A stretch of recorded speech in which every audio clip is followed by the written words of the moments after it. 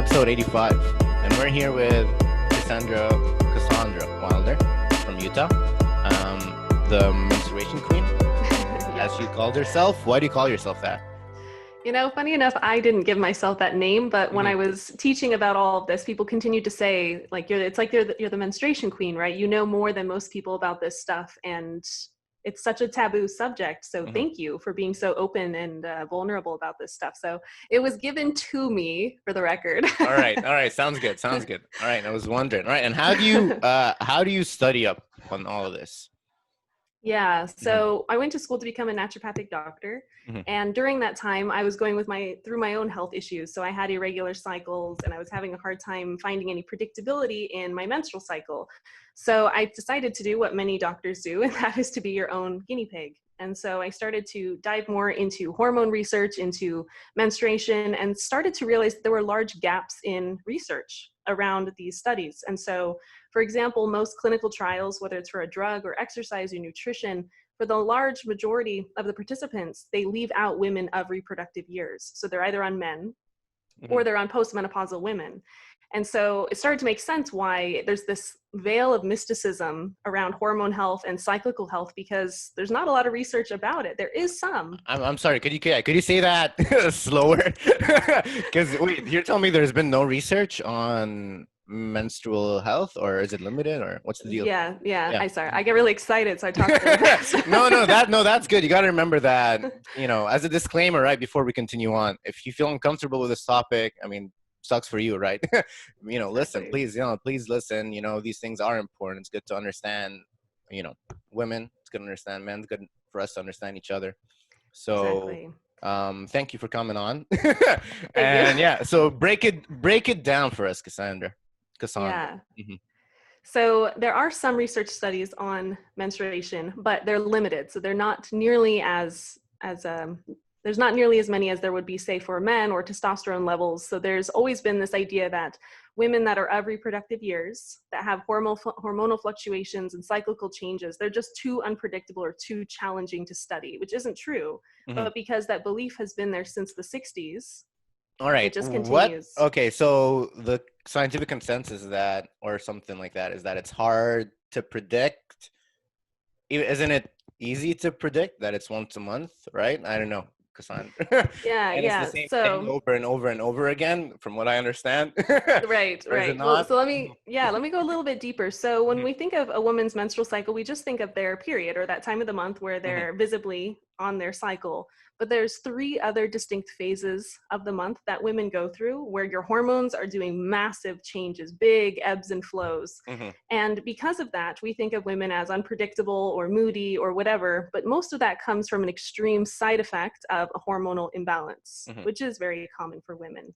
So our cycle is so much more complicated and more beautiful, in my opinion, than just a menstrual cycle. Women go through these big phases that men will go through equally, but in 24 hours. So a man goes through all these cycles in 24 hours. A woman goes through the same cycles in 28 to 30 days. And what is the cycle? Yeah. So for men, for example, you run primarily on testosterone, right? And so in a day, you have all the testosterone you need is made in the night before while you sleep. So say you woke up at 5 a.m.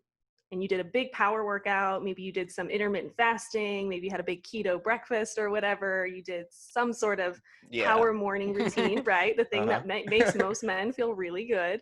You go to work, you're super social, you're very productive, and then around 2-3 p.m., your testosterone starts to drop. And so by the time you get home, by like 5 o'clock, what do many men want to do? They want to watch TV, right? They want to relax. They've been so busy. So in that one day, you do all of that. But our cycle is so much more spread out. It takes us an entire month to go through all of that. So it's more exaggerated. We have entire weeks where our energy levels are lower, similar to you guys wanting to rest on the couch. We feel the same thing. I see. And other times of the month where we're more productive and more social, and we really like being connected with other people. Isn't that interesting? Wow. All right, starting off, I'm just, this is going to be a good episode. So isn't this a problem for women? That if, for me as a guy, I know that I'm kind of consistent, right? I've been consistent throughout a lot of my life, and it's so if you're a woman, right? How do you deal with, or I don't know, right? If things are going up and down and your mood shifting, what do women do? I don't know. Yeah. Mm-hmm. Well, it's such a good question. It's challenging because the world we live in is based around male productivity patterns. Mm-hmm. So, like the 9 to 5, or most of these very extreme diets or these workout routines, they are created for someone with male biology. I And see. this is why a lot of women struggle in these settings over time, where Mm-hmm. eventually they start to burn out. Or, you know, you see this a lot with like athletes, for example, that are doing very rigorous workout routines that are working so against their own natural rhythms. Eventually it makes them very sick for Mm-hmm. women. But that same workout routine for a man, he'd be, you know, bulked up and super fit. Yeah, why is it working out for women? How can that be, like, yeah, Mm, damaging? Mm-hmm. it can be, yes, Mm-hmm. for our hormones, especially if we're already in a taxed state, like many women are. Up to 85% of women have some sort of an underlying hormone imbalance.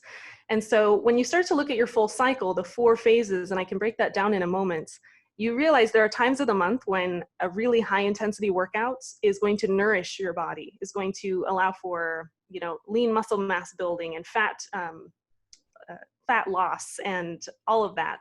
And there's other times of the month where it'll actually increase fat retention. It'll cause hormonal imbalances. Mm-hmm. So Mm-hmm. we're a little bit different. And I Mm-hmm. think we all have to like let go of this idea that it's inconvenient to change throughout the month. We all Mm-hmm. have this vision that we need to be Yeah, consistent be the like you same. guys, but we don't have It's to.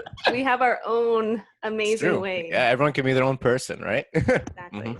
Mm-hmm. Yeah. Sounds good. All right.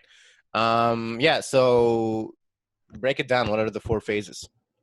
Okay, Mm-hmm. so the first phase of the month is the period. Mm-hmm. So when we're actually menstruating and bleeding, and Mm-hmm. that can range from 3 to 7 days, it depends on the woman.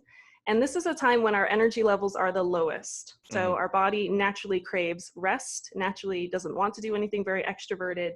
The best time of the month to do very low impact exercises and to eat very nourishing, hearty foods. So there's a lot of jokes, you know, that when women are on their period, right, they want chocolate and they Mm-hmm. might be a little moody and all of that.